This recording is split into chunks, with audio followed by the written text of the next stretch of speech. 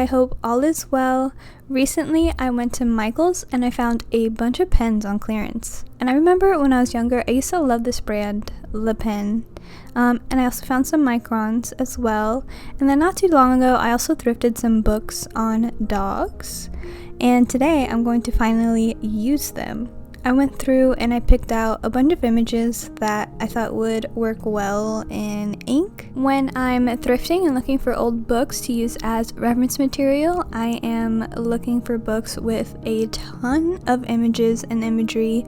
Like this book on dogs literally has pictures of dogs on every page, which is perfect and exactly what I'm looking for. And old books can have unique imagery and ideas that you just can't find online, and that's one of my favorite ways to get unique reference materials. Or, of course, taking your own pictures or drawing from life is probably the best way to go.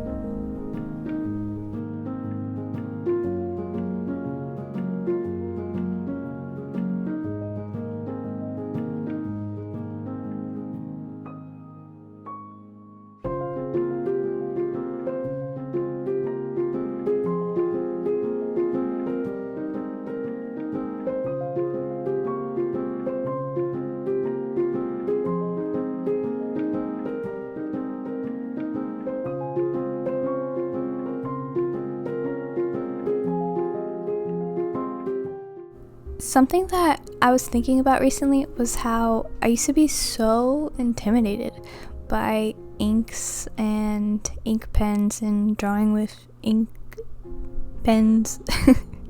And now it's literally like my go-to to practice and to start in my sketchbook, literally because it's just so simple to pick up a pen and start. And it's also good to help build drawing confidence, and I was thinking maybe that's why I'm more confident now with pen. It's because I built my confidence with it. And it's also good to help you learn how to make faster decisions. And the limitation and inability to erase just makes things more interesting.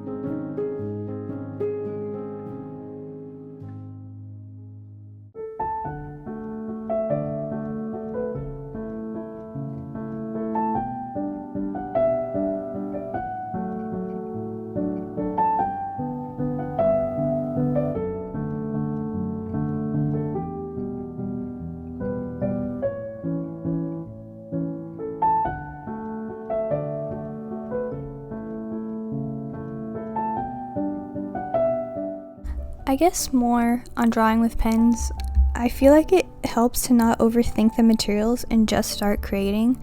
I feel like something that I think about a lot is how to create less resistance, because I notice resistance sometimes, and especially, for example, with like oil paints. Sometimes oils can just feel like a high maintenance medium, and it takes a lot to start. So I have to like kind of trick myself and like figure out little hacks to make myself start. Like a tip I shared recently is for studying anatomy is to like carry a little book with you in your bag, and like so little stuff like that is I have to come up with ways to create less resistance.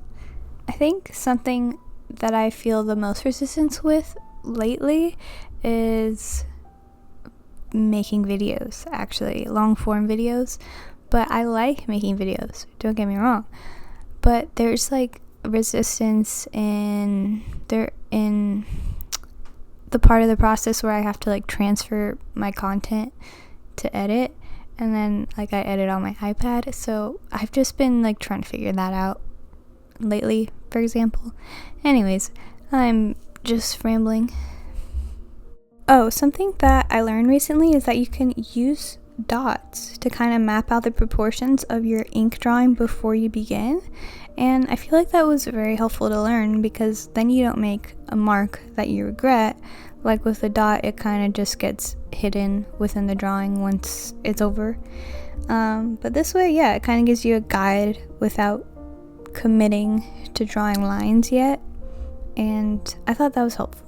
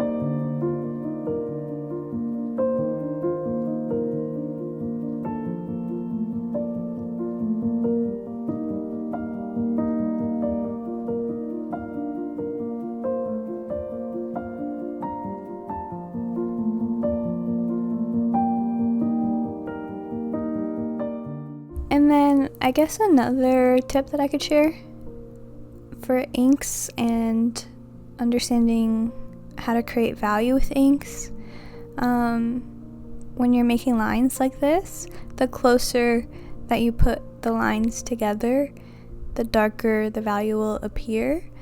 Whereas if you draw lines a little farther apart, then you'll create a lighter value, and then vice versa. If you draw lines really close together, then it kind of creates a darker value.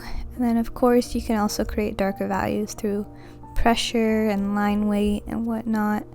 But yeah, here I'm just basically coloring in those dark spots that I see.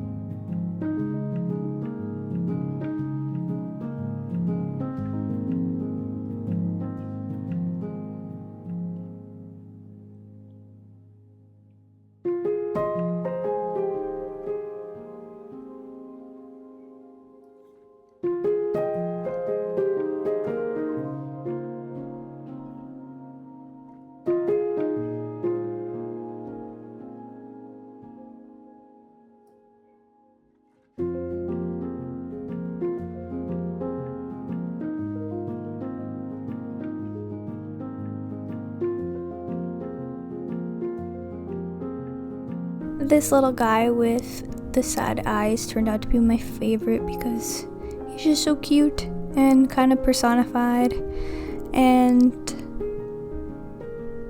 I just like the way he turned out the best. Anyways, I also really want a Cavalier. I think they're really beautiful dogs.